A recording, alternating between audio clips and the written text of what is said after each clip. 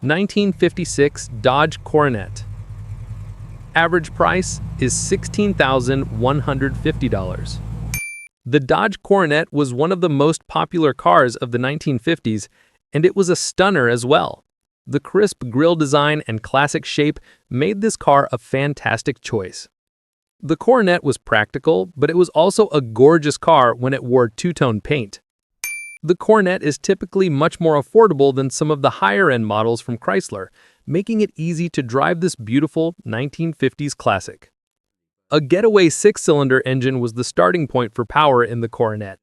This 1956 Dodge engine measured 230 cubic inches and produced 131 horsepower and 203 pound-feet of torque, which was excellent for the time.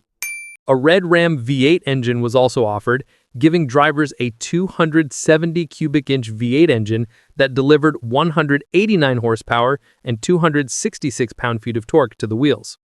Most models utilized a 3-speed manual transmission, which was one of the most common transmission choices of the decade.